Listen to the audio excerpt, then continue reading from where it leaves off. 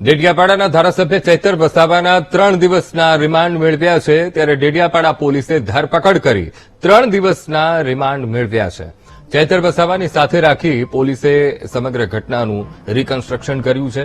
ધારાસભ્ય ચૈતર વસાવાએ કરેલા હવામાં ફાયરિંગ અંગે પણ તપાસ ચાલશે ત્યારે પોલીસ જરૂરી માહિતી મેળવીને કોર્ટમાં ચાર્જશીટ દાખલ કરશે.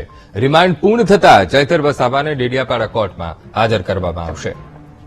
તો આજનો તે સંવાદદાતા પ્રવીણ પટવારી ફોનલાઈન પર. પ્રવીણ, ડેડિયાપાડાના ધારાસભ્ય ચૈતર વસાવાના 3 દિવસના રિમાન્ડ અને પોલીસે હવે કાર્યવાહી શરૂ કરી છે. તપાસનો ધમધમાટ તેજ કર્યો છે. આજે તેમને સાથે રાખીને ઘટનાનું રિકન્સ્ટ્રક્શન કરવામાં આવ્યું છે. વિગતો પ્રવીણ.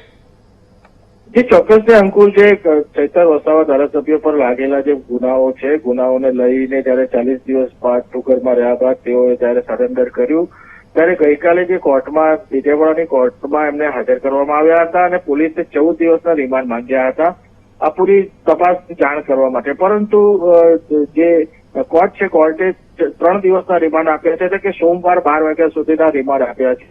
એટલે 3 દિવસમાં પૂછપરછ કરવાની હોય પોલીસે રિકન્સ્ટ્રક્શન કરી રહ્યા છે. હાલમાં બોગજ ગામ અને જે ખેતરમાં જે કપાસ કાપ્યા હોય છે અને જ્યાં ઘટના બની હોય છે, જ્યાં વેપન હવામાં ફાયરિંગ થઈ હોય છે, આ બધી જગ્યાએ ચૈતર વસાવાને પૂરા પોલીસ બંદોબસ્ત સાથે લઈ જવામાં આવી રહ્યા છે અને ત્યાં એ ઘટનાનું રિકન્સ્ટ્રક્શન કરી દેવામાં આવ્યું છે અને પોલીસ હાલમાં તપાસ કરી રહ્યા છે કે તેઓ 40 દિવસ સુધી ભૂગર્ભમાં રહ્યા છે, કઈ કઈ જગ્યાએ રહ્યા છે અને શું કર્યું, આ બધી જ બાબતોનો હાલમાં પોલીસ તપાસ કરી રહ્યા છે. રાજપીપળા ખાતે એમને રાખવામાં આવ્યા છે, એલસીડી ક્રાઇમ બ્રાન્ચમાં રાખવામાં આવ્યા છે અને ત્યાંની પૂછપરછ ચાલી રહી છે.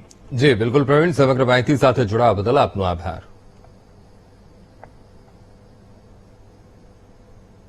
સમાચારમાં સમય થયો.